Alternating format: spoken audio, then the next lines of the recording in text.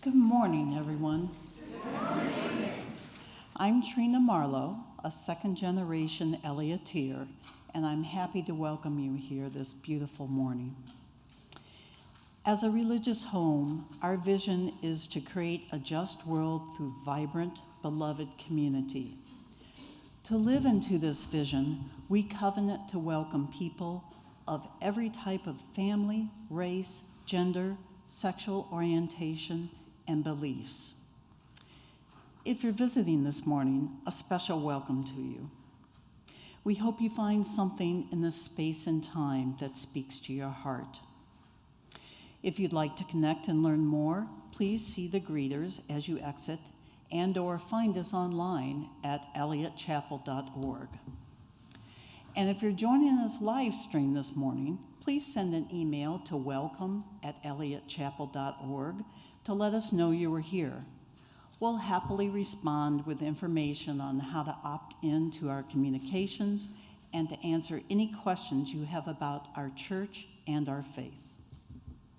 After the service, everyone's welcome to make your way through these doors and to the left into Adams Hall, where you'll find coffee, tea, and warm, welcoming people. Later on at 12:30, you're also invited to go online for our Zoom coffee hour That link is on the Eliot website.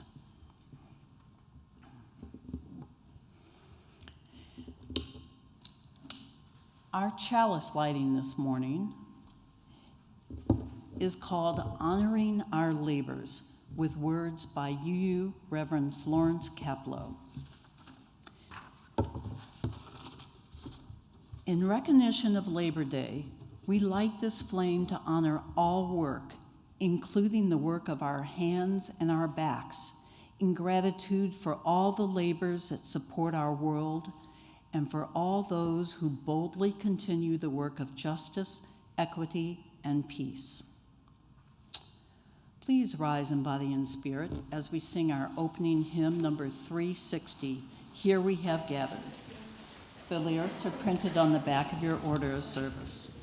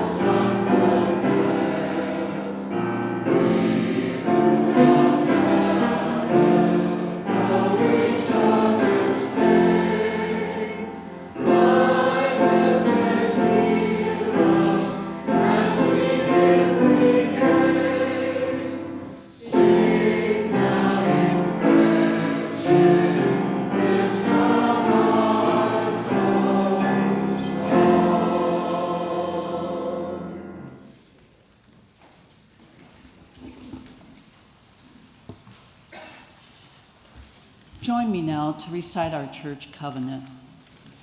As a free congregation, we promise to one another our mutual trust and support. To create a beloved community, we promise to be kinder to each other than we have to be, to listen fully to each other with an open mind and heart, to speak responsibly and respectfully, and to find ways to improve our church for all members and friends.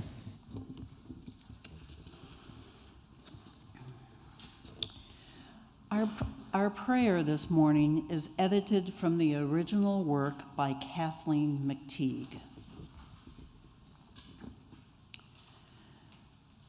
You who are brokenhearted, who woke today with the winds of despair whistling through your mind, come in. You who are brave but wounded, limping through life and hurting with every step, come in. You who are fearful, living with shadows hovering over your shoulders, come in. You who walk through your world with lightness and grace, who awoke this morning with strength and hope, You who have everything to give, come in. This place is our calling, a riverbank to channel the sweet waters of our lives, the place where we are called by the world's needs. Here we offer in love. Here we receive in gratitude. Here we make a circle from the great gifts of breath, attention, and purpose. Come in.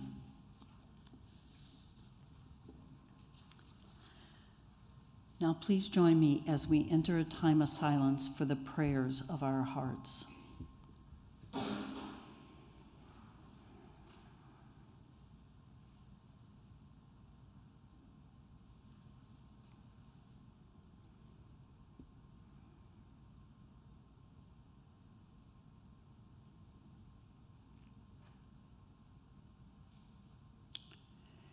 Into the space, let us speak the names of those we would lift up.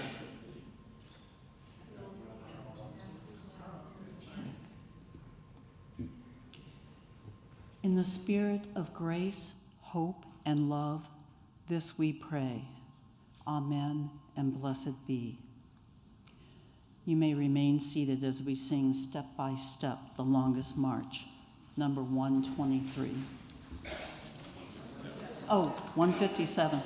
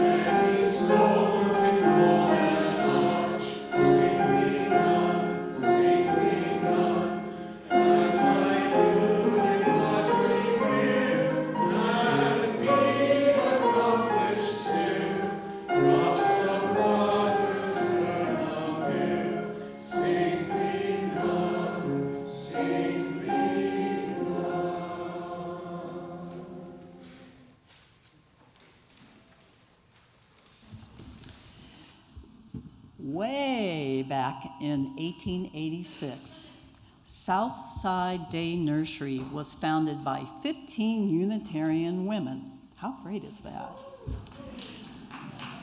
Today, known as Southside Early Childhood Center, it has grown from offering basic child care to providing early childhood education coupled with much needed support for the children's families, many of whom live in marginal situations.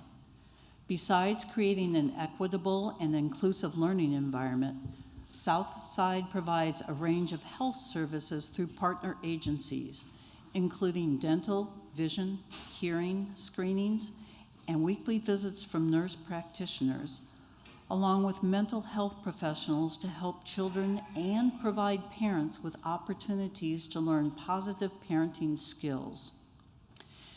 Eliot has long been a supporter of this work because we know that early childhood education can make the difference between being left behind and leading the way. Your generosity is a welcome gift to them and to Eliot.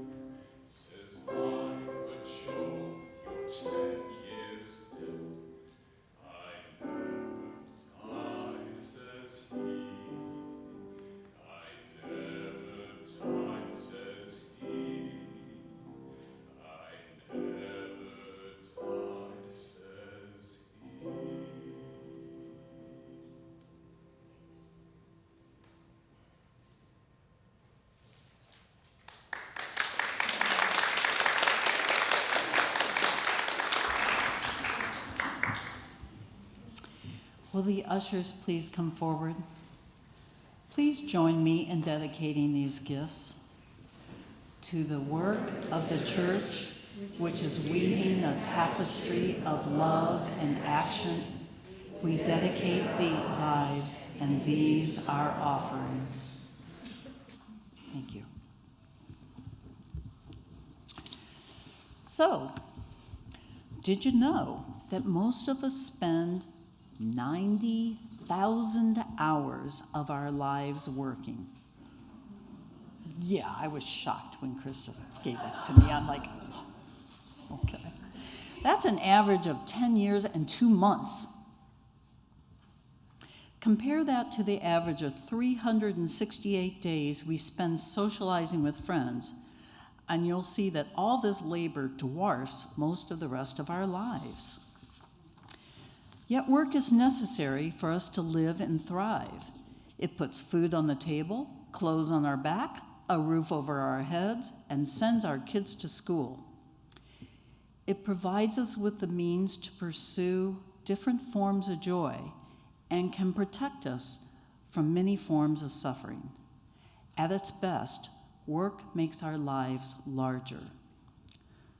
Some of us are lucky to have jobs we love, especially when our work is both meaningful and aligned with our core values. The workplace itself can be a source of community, providing a sense of belonging and of creating something together. This is wonderful, but not everyone gets these same experiences. If the labor doesn't feel meaningful, if it makes you feel smaller, if it doesn't make you proud, if it's only to pay your bills, that can drastically change your outlook on both work and life. If you're in a situation where work doesn't pay well enough to meet your needs, you're always feeling stretched financially.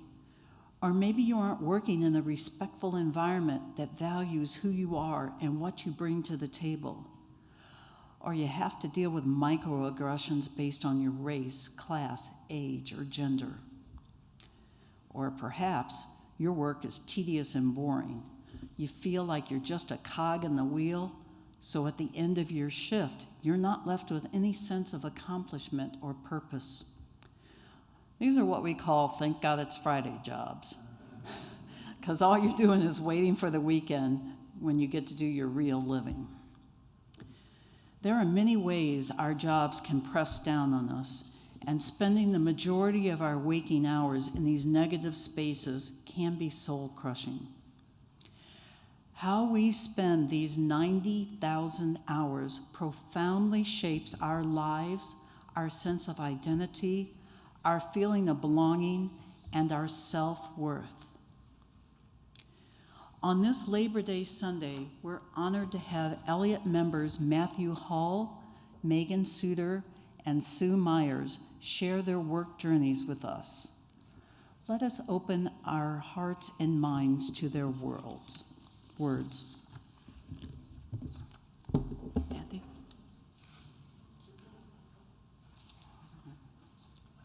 Yeah. You got the microphone. All right. Good morning, everyone.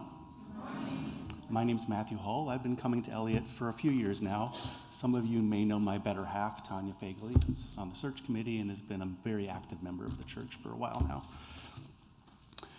Labor Day is a chance to reflect on and appreciate the great labor that we as Americans contribute collectively to our country. And it can also be a chance to reflect on our own personal labors in whatever forms that they may take throughout our lives. My personal journey as a laborer began in elementary school with a paper route, which, as I think back on it, was a job that required self-direction, self-discipline, and time management. A very tall order for a 9-year-old, but one which set the tone for my expectations of the working world in ways that I'm still coming to understand. Managing a paper route was hard, and I was modestly successful, earning about $10 a week, delivering 100 papers on Sundays on my bike. That job only lasted a year or two, and then that company let me go, pivoting instead to hiring adults who could drive cars. I was not sad, however, as it meant that I could sleep in on Sundays and watch cartoons, instead of getting up at 5:30 to go collect the massive Sunday bundles from the corner and assembling them for delivery. that love for sleeping in on Sundays is with me still. I've had many part-time and full-time jobs throughout high school and college, from house painter, window cleaner, grill cook, waiter, dishwasher, floor refinisher, kennel cleaner, and many others. And after college, I had a wonderful full-time job at an independent bookstore in Colorado before I was inspired to attend graduate school. Throughout all of those various jobs, I've learned the importance of arriving on time to start my shift or to open the store, and the necessity of completing the tasks that I've been given, and to realize that my failure to do those basic things not only risked me losing that job, but also had an impact on the rest of the team, as they'd be the ones making up for my absences. It taught me to find the enjoyable and relatable parts of my coworkers, because working alongside folks that you actively dislike is a miserable way to spend your time. Not least of all, those jobs taught me to simply be grateful for a chance to earn some much-needed money. My corporate career began after graduate school, working in IT and telecommunications at IBM, and then as a consultant for Xerox, traveling around the country solving problems for our clients and generally pretending to be an expert and exuding false confidence.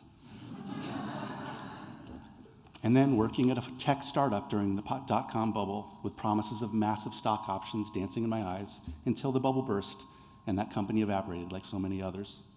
Finally, I landed where I am now, working at Edward Jones Investments, a place I've been for 22 odd years. So I'm probably at 60,000 to 70,000 hours of the 90 that Tina mentioned. Over the years, I've learned a lot about what's important to me in my work and what I can let go of, what energizes me and what drains me, what enriches me and what diminishes me. I've discovered that what's important to me is that I spend my labor towards something that I can be proud of, or that attempts to do good, or provides a helpful service, or at the very least, does no harm. I cannot and will not work for organizations that I think damage the world or that place profits before people. Sometimes it's not easy to tell, and there's a lot of gray area, but generally I know it when I feel it.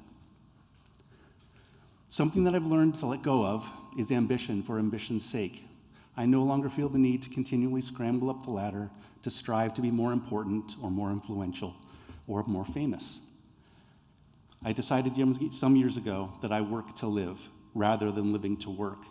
By that I mean that I work to provide the financial means to pursue the things in my life that are important and fulfilling to me and those that I love, rather than letting my career consume all of my energy, all of my time, and all of my attention. I've learned that my career is not the focus of my personality, nor the primary source of my sense of self-worth. That's not to say that I have no stake in what I do. I enjoy what I do. One of the benefits of developing one single career path over many years is that I enjoy being quite good at what I do. I also enjoy leaving it behind when I clock out every day at 5 or 6 o'clock. I've learned that what energizes me in my work is solving problems, both quotidian and strategic. I feel energized by fixing things and making them better, and by seeing a thing completed well. By developing a strategy and executing it over several phases and with the help of others. By contrast, what drains me in work are things that do not add any value, that are designed to fill time, or things that provide the illusion of substance, but that contain none, or things that just make no sense to me and feel like a waste of my time. Also, I'm drained by having limited control over what I do, or when I do it, of being forced to operate solely within someone else's constraints and expectations. And so, as you might imagine, the aspects of my work that enrich me involve having personal agency, of being in control of my time, my solutioning process, and my methods. I'm still very much enriched and challenged by my collaboration with others and by negotiation with adversaries. Working collaboratively with a team toward a common end can be intensely rewarding when everyone feels they're contributing something and when a solution coalesces out of the chaos. These are the cases when the whole can be greater than the sum of their parts. As a professional negotiator, I am most challenged when I work with those across the table to uncover the common ground, to find a hidden solution or compromise that meets both of our needs without diminishing either side, to uncover what's actually driving their stated goals and understanding how those hidden drivers may intersect with the needs of our side, which help us find a path forward that works well for everyone. It doesn't always play out that way, but when they do, those things are a challenge and a source of great enrichment for me. Pardon.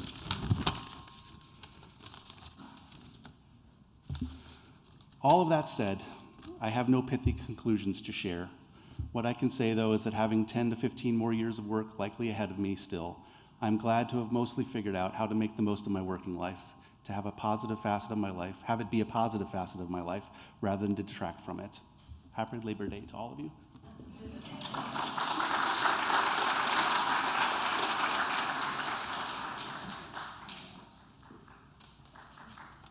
Hello, I'm Megan. I started coming here a year ago, and I will be presenting on something that's meaningful to me. So to start, for my whole life, I've had a passion for animals and nature. In elementary school, I wanted to be a veterinarian or a zookeeper where I could translate my love for animals into a career with meaning. Yet these dreams faded as I realized the risks involved, and in high school, I found my own path that branched off from the growing family path, engineering.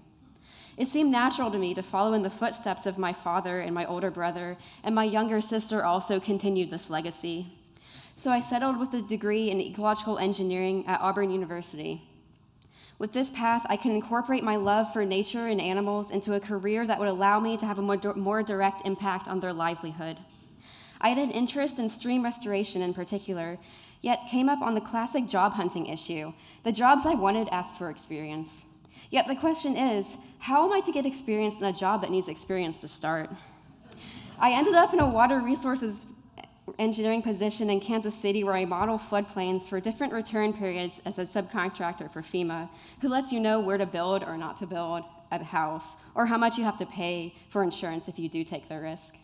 While this was not my goal, I made it work for about 4 years. However, after a turn of events in my life, I decided to confront some deeper parts of myself and embarked on a healing and growth journey in early 2021. From this, I came to a period where I started questioning myself deeper. Who was I at the core outside of what I learned growing up? What in myself could I embrace and what could I let go of? What were my values and strengths? What are the qualities I can use to be a better person for myself and others? I thought a lot about my life and about the things that resonated with me.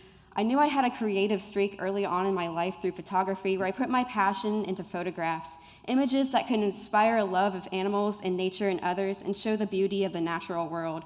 I love music, art, books, and other forms of expression. I also found that I love the cognitive sciences, philosophy, psychology, neuroscience, and sometimes linguistics. From here, I started finding my authentic voice outside of who I was or who I was expected to be, and found the courage to express myself through writing and speaking, translating my passions into a language that speaks to the soul. In short, I was finding deeper meaning in my life and wanted to help others find themselves as well, so maybe it was about the things I could do for people after all. Figuring out how to tie my passions and strengths into my current career was challenging. So I came to a point where I struggled to find a reason for being where I was and thought of the opportunities I could have had if I had known myself earlier in life. I felt like I wasn't where I was meant to be, so I decided to start fresh by taking a similar job in Baldwin and left behind my old life in Kansas City. I wanted to be somewhere that supported the person I was becoming, where my voice and authenticity mattered. I grieved who I was, what I didn't receive, and what I had left behind in my old life. And from this grief came deeper understanding, moments of gratitude, inspiration, and deep healing. I found a better balance between who I was and where I was, and who I'm meant to be. And for now, this is where I choose to be. So while my work doesn't fully capture my passions, I have found fulfillment in what I do outside of work and in the little things in life. I've learned to advocate for myself at work, to find a path towards my dreams, and I feel like I'm slowly getting there in my career.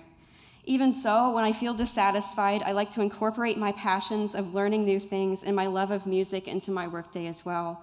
So despite me not being where I envisioned in my career, I found ways to make it work and find gratitude for what I have. So I'd like to say, remember the little moments of happiness on a day-to-day basis and what you have in the moment that's going well. We may not have exactly what we want, but maybe it's just enough.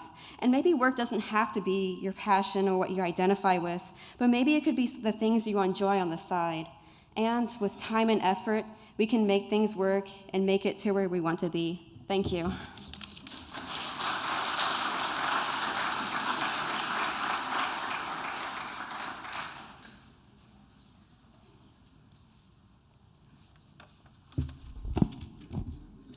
Hi, good morning. My name's Sue Myers, for those who I haven't met.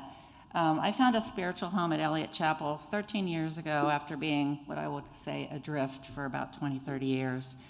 I'm going to talk about the last part of my career to wrap things up. I am 4 months away from finishing my 30-year career working as a pediatric endocrinologist for SLU care at Cardinal Glennon Children's Hospital. For those who don't know, it's a Catholic hospital, but many of us who work there are not Catholic, and other than a few things with birth control, it's really not different from any other children's hospital.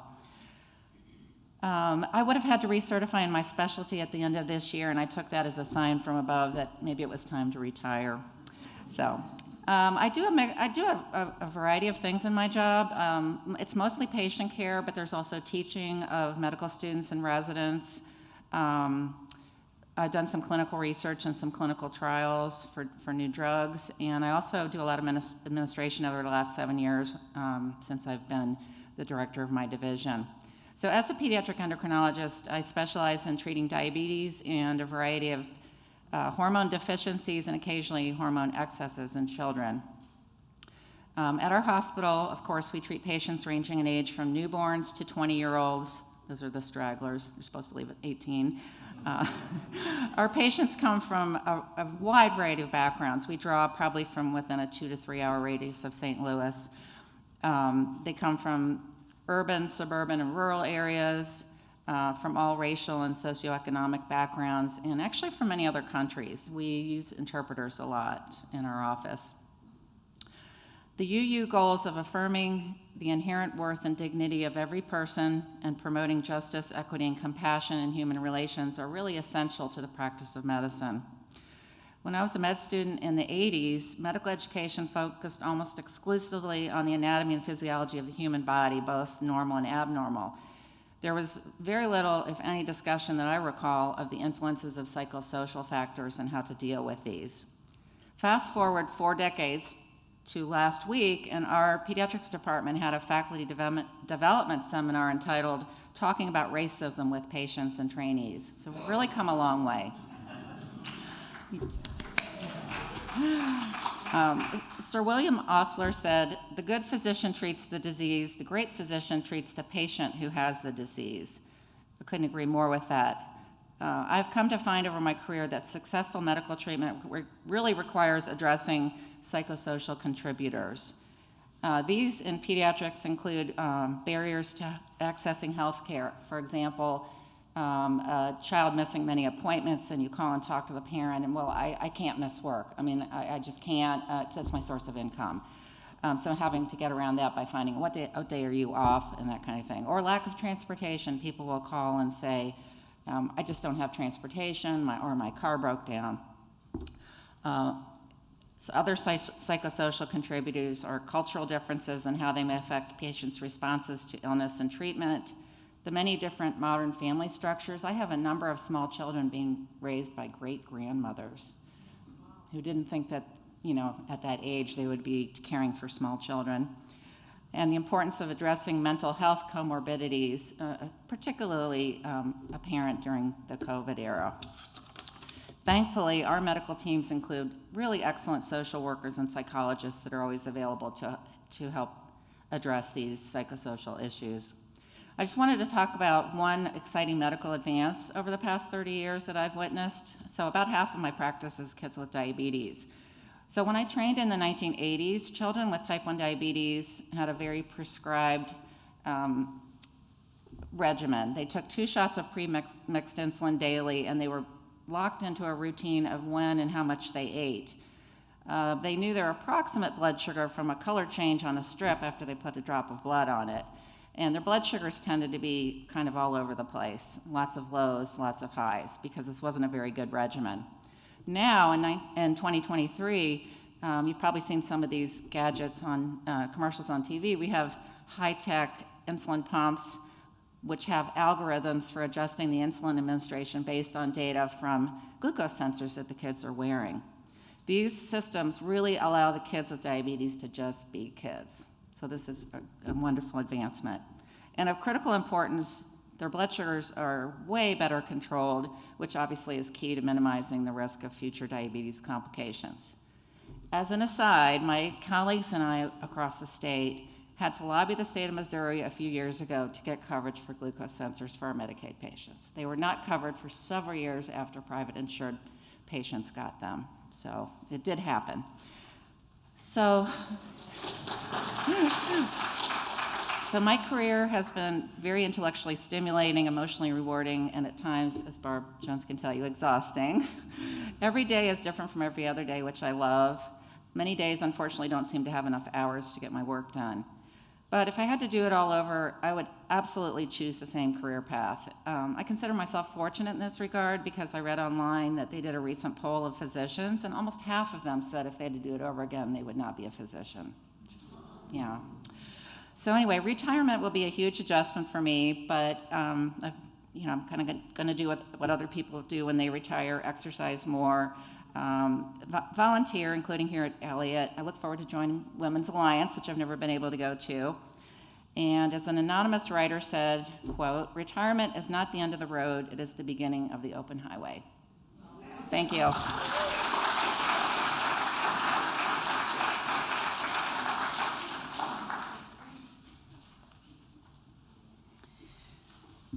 Matt, Megan, and Sue, thanks so much for sharing your stories with us. Let's go. As we gather to celebrate this holiday with our friends and family, and perhaps some of our co-workers, we will hold your stories in our heart. Now please rise as you're willing and able to sing our closing hymn number 114, Forward Through the Ages.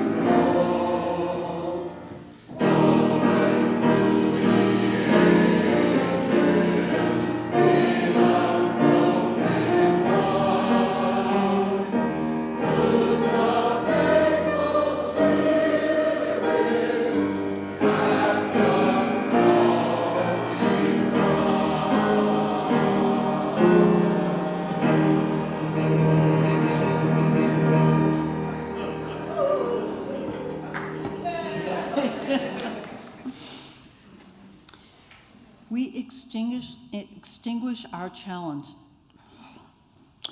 We extinguish the chalice today to these words by poet and lyricist Martha Kirby Capo, titled "The Work Continues." Our time together is finished, but our work is not yet done. May our spirits be renewed and our purpose resolved as we meet the challenges of the week to come. Our chalice flame is extinguished until once again we are ignited by the strength of our communion.